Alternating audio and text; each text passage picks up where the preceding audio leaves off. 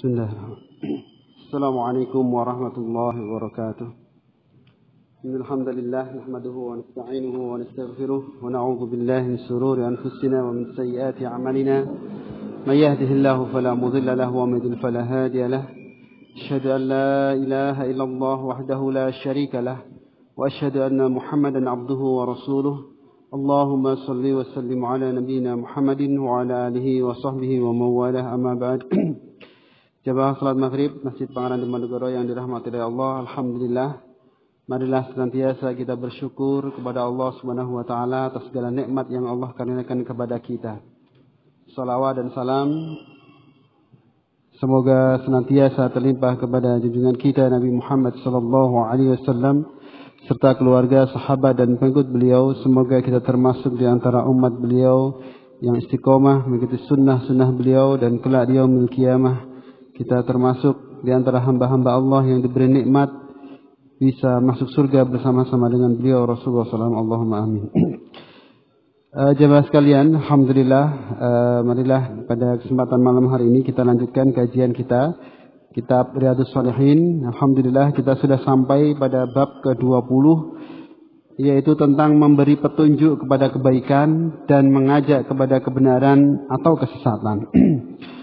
Jemaah sekalian, jadi di dunia ini kita akan senantiasa dihadapkan pada dua perkara, yaitu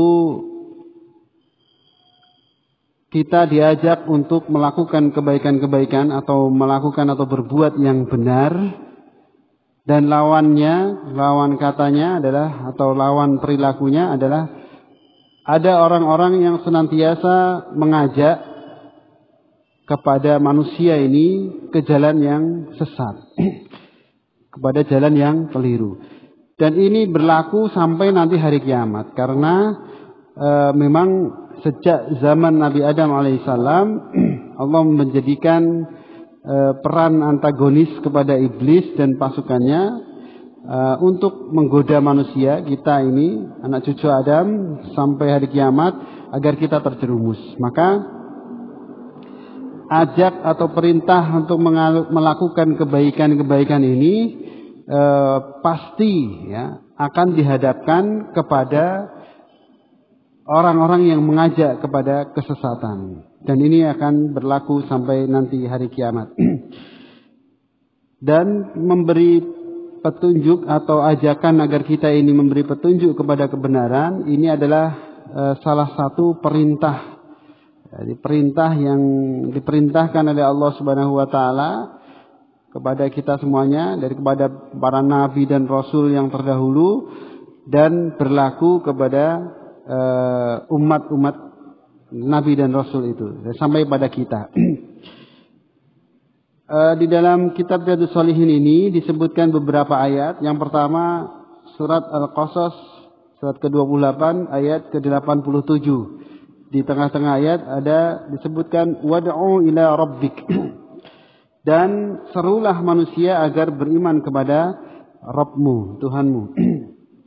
Nah, di dalam ayat ini ya, maksud dari ayat ini menyebutkan bahwa Allah Subhanahu wa taala memerintahkan kepada para penyeru, ya, di sini nabi dan rasul dan orang-orang yang beriman, untuk mengajak umat manusia.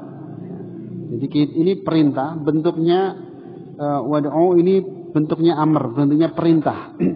Jadi kalau perintah itu harus kita lakukan, yaitu untuk mengajak manusia supaya mengesahkan Allah, mengesahkan Rabbu, Tuhannya. Kemudian beribadah kepada Allah Subhanahu wa taala, dan mentaati semua perintah-perintah Allah dan menjauhi larangan-larangan Allah. Jadi mengajak wad'u ila rabbik, mengajak atau menyeru manusia kepada Tuhan, itu di sini dijelaskan ada 4 perkara. Yang pertama mengesahkan Allah.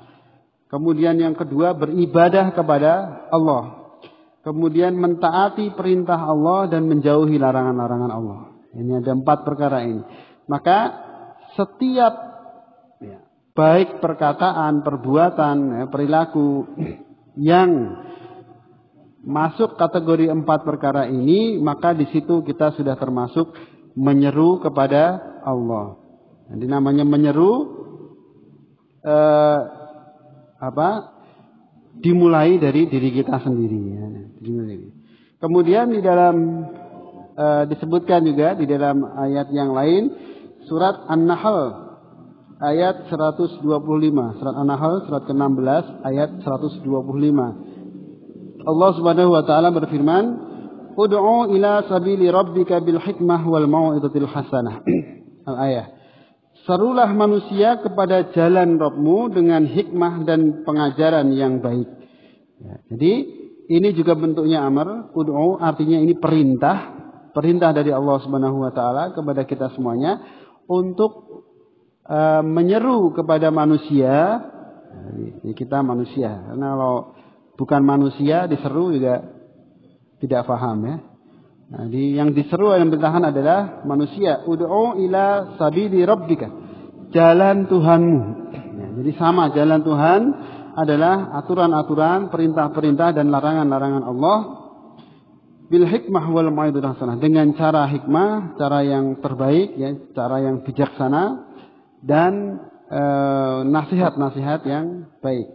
Ini perintah-perintah Allah di dalam Al-Quran yang disampaikan oleh Allah Subhanahu wa taala kepada Rasulullah SAW dan berlaku bagi umat beliau agar kita ini menyeru manusia untuk taat kepada Allah, untuk melakukan perintah-perintah Allah dan menjauhi larangan-larangan Allah Subhanahu wa taala. Nah, inilah yang mengakibatkan atau menyebabkan, ini adalah sebab agar ajaran Islam ini senantiasa continue, terus-menerus bertahan ya, dari zaman Rasulullah nanti sampai Allah Subhanahu wa taala menghendaki Islam ini musnah di permukaan bumi ini, dan kemudian ditentukanlah hari kiamat. Jadi ini. Maka selagi kita ini diberi kesempatan oleh Allah Subhanahu wa taala untuk menghirup udara, bernafas ini, maka mari kita amalkan atau kita laksanakan perintah Allah ini, mengajak manusia ya. Di sini manusia itu umum ya, bisa anak-anak, bisa remaja, orang dewasa, bahkan orang tua, untuk senantiasa taat kepada Allah dan menjauhi larangan Allah. Jadi kalau kita mungkin punya anak, punya cucu, atau punya anaknya orang lain gitu ya, atau kita diamanahi, maka atau siapa saja, tetangga kita, saudara kita, keluarga kita, maka mari jangan bosan-bosan kita mengajak mereka semuanya untuk mentaati Allah. Jadi ngajak sholat, ngajak pengajian, ngajak untuk sedekah, ngajak untuk yang berbuat baik-baik, diajak. Atau mencegah kepada yang dilarang oleh Allah Subhanahu wa taala. Tidak boleh berdusta, tidak boleh mencuri, tidak boleh membunuh, tidak boleh khamr gitu ya, dan seterusnya. Kemudian di sini disebutkan juga di dalam surat Al-Maidah surat kelima ayat kedua, di tengah-tengah ayat, wa ta'awanu 'alal birri wat taqwa, dan saling tolong menolonglah kalian dalam mengerjakan kebaikan dan takwa. Jadi di sini disebutkan bahwa untuk melakukan kebaikan ya, seringkali kita tidak bisa melakukannya sendirian. Maka di situ saling tolong menolonglah. Ya, kalau ulama-ulama sekarang ya menyebutkan bahwa karena di sini ta'awanu atau saling tolong menolong itu dalam sebuah organisasi atau kelembagaan. Jadi dakwah akan menjadi efektif, akan menjadi manfaatnya terasa untuk banyak orang kalau dilakukan secara bersama-sama. Ta'awanu, saling tolong menolong dalam kebaikan dan takwa. Jadi boleh tolong menolong dalam kebaikan, karena kalau melakukannya sendirian ya, maka hasil yang akan diraih juga tidak maksimal, tidak bisa saja hasilnya kurang maksimal. Tapi kalau dilakukan secara berjamaah, secara bersama-sama, saling tolong menolong, maka akan memberikan efek dampak yang luar biasa ya. Seperti kajian kita misalnya, kalau hanya ustadznya saja yang ngomong, tidak ada bagian IT, nggak ada yang syuting, nggak ada yang mempersiapkan, nggak ada panitia misalnya, maka tidak mungkin terselenggara kajian-kajian itu. Nah, inilah yang disebutkan saling tolong menolong, sehingga peran satu sama yang lainnya ini adalah semuanya akan mendapat pahala dari Allah Subhanahu wa taala. Dan belum tentu yang pembicaranya itu pahalanya lebih besar daripada penyelenggaranya ya. Karena kalau pembicara tidak dipublikasikan ya mungkin yang hadir tidak banyak. Nah, tetapi begitu dipublikasikan yang mendengar banyak. Nah, ini peran dari penyelenggara, peran dari tadi wa ta'awanu, orang yang saling tolong menolong di situ menjadi bernilai pahala. Nah, ini saling tolong menolong. Artinya di dalam mengajak kebaikan kita pun dianjurkan untuk saling tolong menolong, saling bantu membantu satu dengan yang lainnya.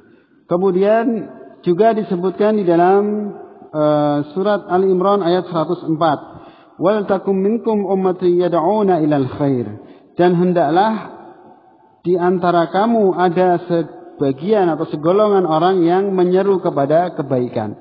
Di sini juga untuk menyeru kebaikan Allah Subhanahu wa taala menyebutkan sekelompok atau segolongan di antara kalian. Artinya di sini mengajak kepada kebaikan itu bukan perorangan, tetapi secara bersama-sama.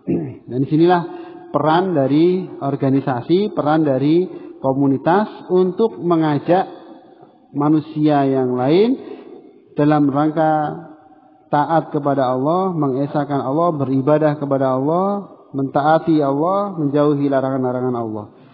Ini ayat-ayat yang disebutkan dalam kitab Riyadhus Shalihin tentang anjuran atau perintah Allah Subhanahu wa taala, karena ini perintah bentuknya amr, dan karena kewajiban ini ya untuk sekelompok orang, maka hukumnya fardu kifayah ya, meskipun bagi perorangan menjadi fardu ain, tetapi secara sekelompok kalau sudah ada yang menyeru ya, tidak harus semuanya menjadi pembicara atau ustadz, karena untuk masing-masing kapasitas memiliki keahlian yang berbeda-beda. Ada yang mengahli atau punya ilmu yang luas sehingga bisa disampaikan. Kemudian ada yang ahlinya IT misalnya, diambil gambar kemudian disebar ke media sosial dan sebagainya. Ada yang ahlinya mempersiapkan peralatan ya, termasuk yang mempersiapkan sound system dan sebagainya. Ini semuanya masuk dalam segolongan ya. Tadi segolongan wal takum minkum ummati yad'una ilal khair. Jadi sekelompok orang yang ini adalah jamaah yang senantiasa menyeru kepada kebaikan. Ya, selama yang dilakukan kebaikan, maka semuanya akan mendapat pahala dari Allah Subhanahu wa taala. Ini anjuran perintah, dan kemudian kita memasuki hadis tentang bab ini, yaitu di sini sampai pada hadis nomor 173. Hadis nomor 173, wa an Abi Mas'ud Uqbah bin Amr al-Ansari al-Badri radhiyallahu anhuma. Qala Rasulullah sallallahu alaihi wasallam, man dalla ala khairin falahu mithlu ajri fa'ilihi. Jadi rawahu Muslim. Jadi Rasulullah SAW bersabda, diriwayatkan dari Abu Mas'ud Uqbah bin Amr al-Ansari al-Badri. Beliau berkata, Rasulullah SAW bersabda, man dalla ala khairin, barang siapa yang menunjukkan kepada suatu kebaikan, falahu mithlu ajri fa'ilihi, maka baginya seperti pahala orang yang melakukannya. Jadi dijelaskan di sini bahwa setiap orang yang beriman yang menyampaikan satu kebaikan, jadi ngajari ini kita kepada anak kita misalnya, anak kita ajari, nak sebelum makan ayo kita baca Bismillahirrahmanirrahim. kita ajarkan kalimat Bismillahirrahmanirrahim sebelum makan atau sebelum melakukan aktivitas apa saja kepada anak-anak kita, maka ketika anak kita mengamalkan apa yang kita ajarkan, ya, kemudian anak kita ini mau makan baca Bismillahirrahmanirrahim, mau belajar Bismillahirrahmanirrahim, mau apa saja aktivitas Bismillahirrahmanirrahim, maka kita akan mendapatkan pahala seperti pahala yang dilakukan oleh anak kita. Nah, maka inilah motivasi agar kita tak henti-hentinya untuk mengajarkan sesuatu kepada orang lain, meskipun itu hanya bagi kita itu hal yang sebenarnya mudah. Dengan jari Bismillahirrahmanirrahim itu kan mudah. Ya. Tetapi banyak orang tua yang kemudian, alah, kono neng TPQ ya. Padahal kita bisa mengajarkan. Kalau yang tidak bisa kita ajarkan baru sana misalnya. Kita tidak hafal Al-Quran, kita sekolahkan anak kita di sekolah tahfidz. Ya. Nah, itu baru pasrah. Tapi kalau yang mudah-mudah, ya mungkin anak kita atau kita masih kecil, yuk kita ajari juz amma. Baca surat Al-Fatihah, surat An-Nas, Al-Falaq, dan seterusnya. Kita ajarkan. Maka selama anak itu mengamalkan bacaan-bacaan itu, kita mendapat pahalanya. Nah ini penting. Dan bukan hanya itu ya, apa saja kebaikan ya, tidak hanya bacaan Al-Quran, kebaikan misalnya contoh kita ngajari anak kita, yuk makan pakai tangan kanan. Kemudian seumur hidupnya dia makan pakai tangan kanan, ya selama pahala yang mereka lakukan itulah kita dapat pahala. Begitu seterusnya.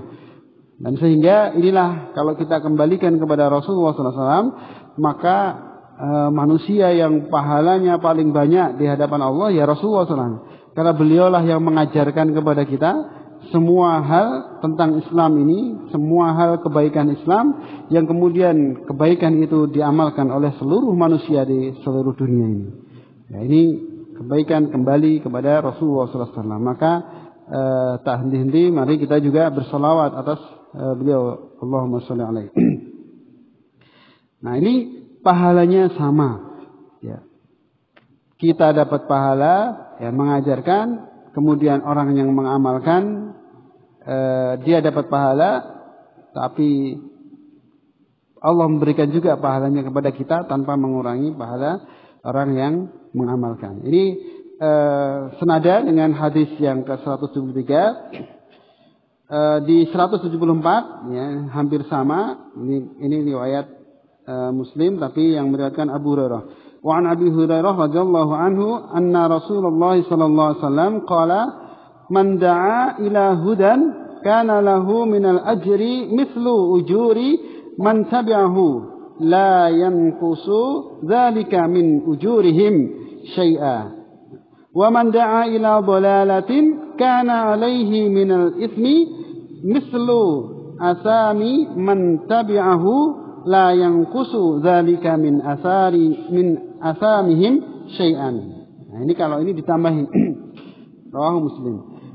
Diriwayatkan dari Abu Hurairah radhiyallahu an, jadi beliau berkata bahwa Rasulullah SAW bersabda, barang siapa yang menyeru kepada petunjuk, man da'a ilal hudan kana lahu minal ajri, maka bagi dirinya seperti pahala yang didapat oleh orang yang mengikutinya. Mislu ujuri man tabi'ahu. Nah, di sini ada la yanqusu dzalika min ujurihim syai'an. Tanpa mengurangi, ya, pahala orang-orang yang mengamalkan tadi sedikit pun. Jadi kalau kita ada orang mengajarkan sesuatu kebaikan, ya, atau memberikan petunjuk kepada seseorang, kemudian orang itu mendapat hidayah dari Allah, mendapat petunjuk, kemudian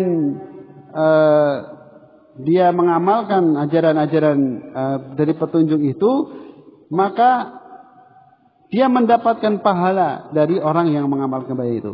Maka ini luar biasa kalau ada orang yang menjadi sebab hidayah masuk Islamnya seseorang.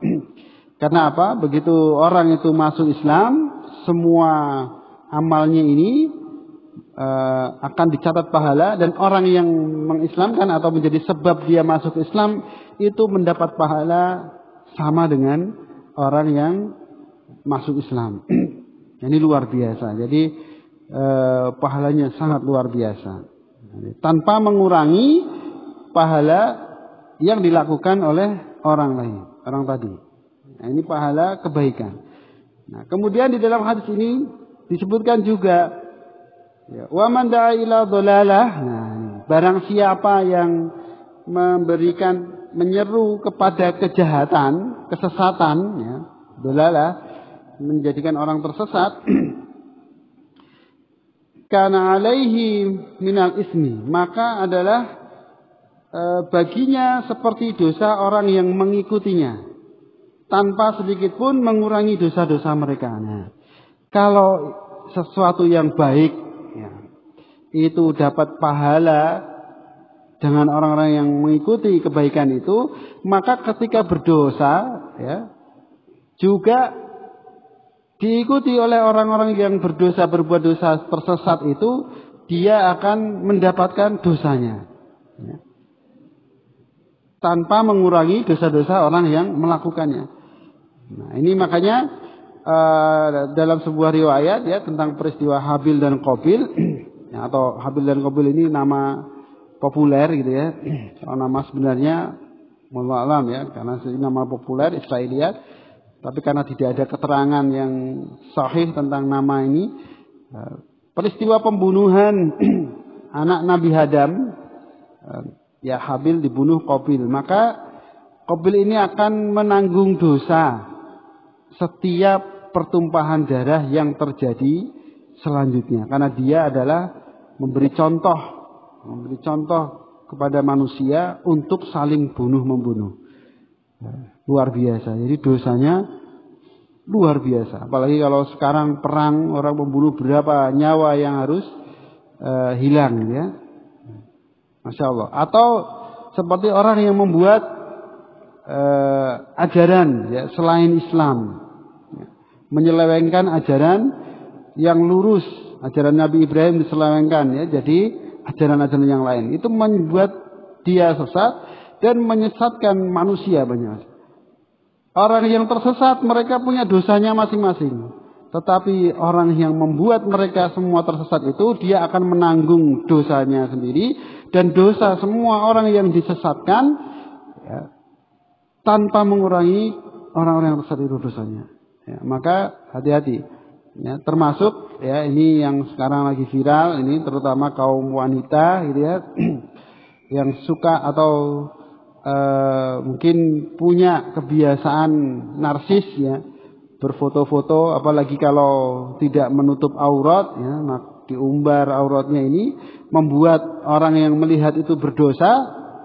Maka orang-orang yang melihat, ya, foto-foto atau gambar-gambar yang itu adalah maksiat kepada Allah, dia berdosa. Tapi yang mengupload, yang membuat gambar itu, dia akan menanggung dosanya dia sendiri dan dosa setiap orang yang melihatnya.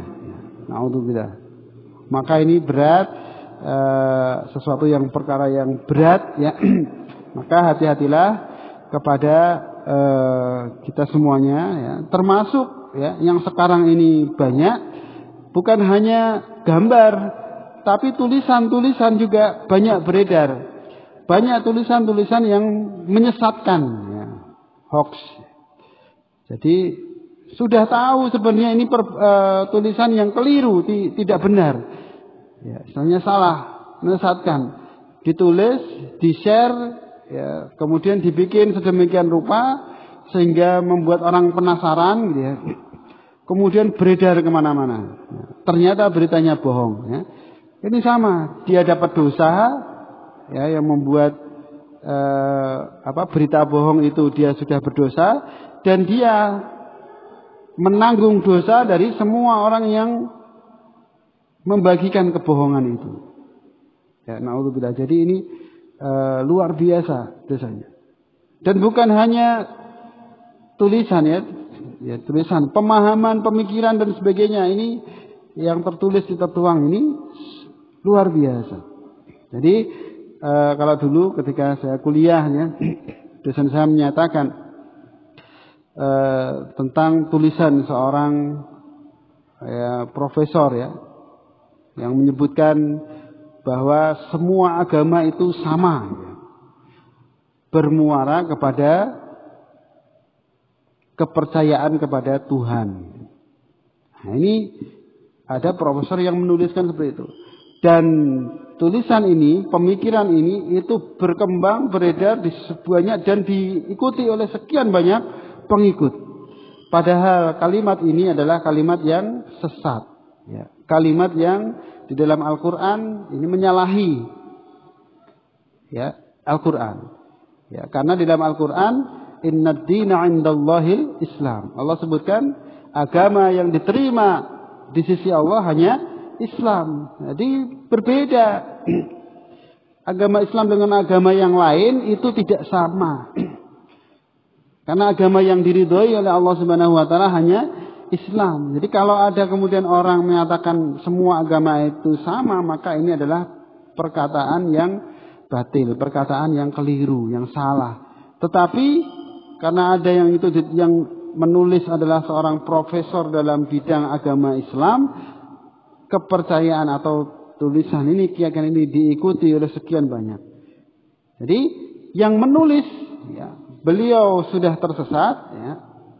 Tapi karena ada pengikut-pengikutnya yang begitu banyak ya, maka dia kelak di yaumil qiyamah dia akan menanggung kesesatannya, dan kesesatannya itu dosa dari semua orang-orang yang meyakini ya, yang tersesat karena tulisannya atau karena keyakinannya ini.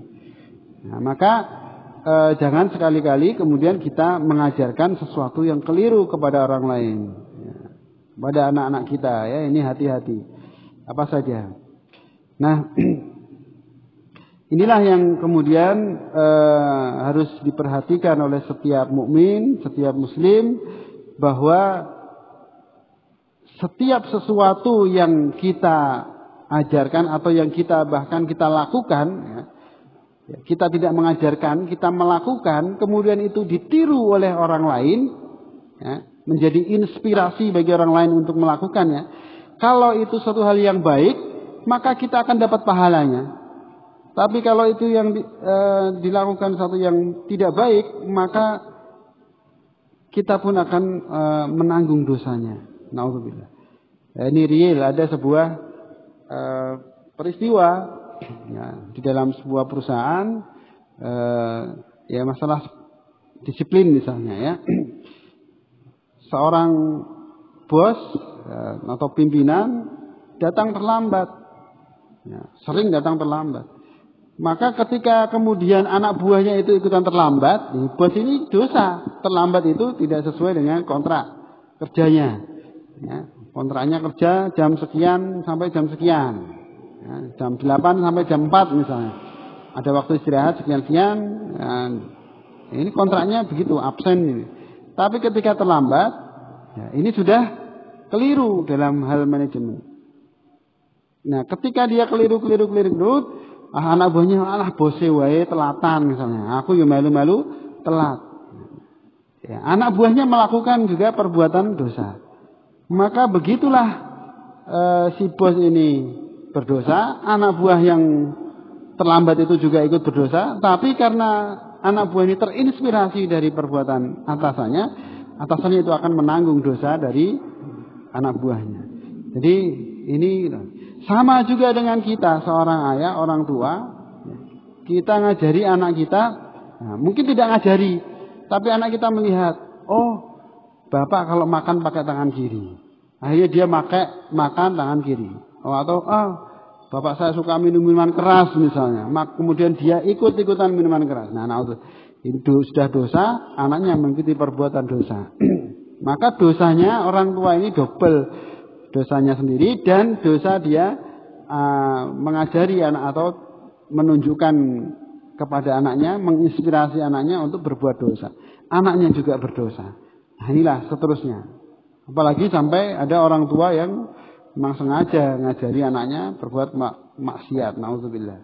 Nah, ini penting harus kita perhatikan sehingga apa-apa yang kita lakukan, apa-apa yang kita perbuat, ya, ini bisa betul-betul kita perhatikan. Di sini disebutkan bahwa seorang mukmin harus benar-benar memperhatikan akhir dari segala sesuatu yang dijalaninya. Jadi betul-betul kita berpikir tentang suatu dan nilai-nilai amalnya. Maka semua perbuatan yang kita lakukan, amal perbuatan, baik itu ucapan, baik itu mungkin jempol kita menulis atau nge-share gitu ya, baik itu perbuatan tubuh kita semuanya, maka mari kita perhatikan amal kita dan nilai-nilainya. Karena amal kita, ya, nilai-nilai kebaikan, apakah itu baik atau buruk itu, ketika diikuti atau ditiru oleh orang lain, maka itu bisa menjadi sebab kebaikan bagi kita, atau justru sebaliknya menjadi sebab keburukan bagi kita yang jumlahnya itu unlimited. Ya. Kita tidak bisa menghitungnya karena kita tidak tahu mengajarkan sesuatu yang baik, ya, kemudian ada sebuah kisah yang luar biasa, ya. Ada kisah ini disampaikan oleh Syekh Utsaimin, ya, rahimahullah. Beliau itu pernah ketika belajar, ya, dengan seorang syekh, gurunya ini termasuk orang yang ketika mengajar itu kurang memperhatikan audiensnya. Jadi tadinya muridnya banyak, tapi karena mungkin menurut murid-muridnya itu membosankan, sehingga muridnya itu tinggal satu, yaitu Syekh Utsaimin. Sampai Syekh Utsaimin ini khatam belajar kitab yang diajarkan oleh Syekh itu, sampai Syekh itu meninggal dunia. Nah, kemudian setelah Syekh itu meninggal dunia, Syekh Utsaimin mengajarkan kitab yang beliau pelajari dari gurunya ini kepada murid-muridnya yang jumlahnya ribuan, sampai kepada kita. Nah, kemudian beliau mengatakan, sungguh, ya, dengan demikian guru saya itu akan mendapat pahala antum semua ini, ya. Jadi gurunya itu mendapat pahala dari ilmu yang diajarkan kepada Syekh Utsaimin, karena Syekh Utsaimin mengajarkan ilmunya beliau kepada sekian banyak manusia. Nah ini, jadi maka kemudian inilah yang menjadikan motivasi ketika kita menyeru kepada kebaikan kepada seorang, tidak penting jumlah. Jadi jumlah itu tidak penting, mau 1, 2, 3, mau 1000 itu nggak penting. Tetapi bagaimana dari orang yang kita ajarkan itu memberikan manfaat, ya, dan bisa jadi orang yang kita ajari satu itu dia menjadi sebab dari sekian banyak orang yang belajar atau mendapatkan petunjuk. Jadi kita hanya ngajari satu orang, tapi ternyata yang kita ajari satu orang itu bisa mengajarkan apa yang kita sampaikan itu kepada banyak orang. Nah, dulu ada kisah juga ketika Abu Hurairah radhiyallahu an, ya, ini sahabat Rasulullah yang banyak menulis hadis. Jadi kemudian ketika hadis ini tersampaikan kepada sahabat-sahabat, Abu Hurairah ini orang banyak membicarakan, wah kalau begitu pahalanya yang paling banyak itu Abu Hurairah, karena dia menulis banyak hadis dan mengajarkan kepada banyak manusia. Nah ini sahabat-sahabat itu berkemana sampai pembicaraan ini sampai kepada Rasulullah SAW. Jadi Rasulullah mendengar, wah sing paling banyak pahalanya kalau begitu Abu Hurairah. Tapi kemudian Rasulullah SAW menyampaikan bahwa pahalanya Abu Hurairah masih kalah dengan Tufail. Sahabat kan heran, loh Tufail kan tidak menulis sebanyak Abu Hurairah. Dia juga tidak mengajarkan pelajaran kepada banyak manusia. Sahabat kan terheran-heran, kok bisa begitu ya Rasulullah? Kemudian Rasulullah menjelaskan, karena Abu Hurairah masuk Islam disebabkan dia itu diajak oleh Tufail. Jadi masuk Islamnya Abu Hurairah itu yang mengajak adalah sahabat Tufail. Tufail itu ketika kisah yang masyhur itu adalah ketika turun asbabun nuzul surat Al-Fil. Jadi ketika waktu orang-orang Quraisy ya punya kebiasaan berlomba baca puisi atau syair ya. Maka Tufail ini membaca syair tentang peristiwa gajah dengan bahasa ini. Saya lupa ya. Kemudian Allah Subhanahu wa taala menurunkan surat Al-Fil kepada Rasulullah SAW. Nah, begitu surat Al-Fil ini turun dan dibacakan oleh Rasulullah SAW kepada ini, maka Tufail yang ahli syair faham betul bahwa surat Al-Fil ini bukan ucapan atau bukan karangan Rasulullah SAW. Maka kemudian Tufail masuk Islam. Dan masuk Islamnya Tufail ini langsung dari Rasulullah SAW.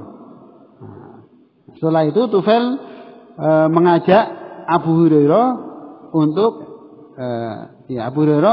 masuk Islam, dan Abu Hurairah mendapat hidayah masuk Islam karena Tufail. Sehingga meskipun Abu Hurairah ini mencatat banyak sekali hadis oleh Rasulullah SAW, masih lebih banyak pahalanya Tufail, karena Tufail dia masuk Islam, kemudian dia mengajak Abu Hurairah masuk Islam. Nah, inilah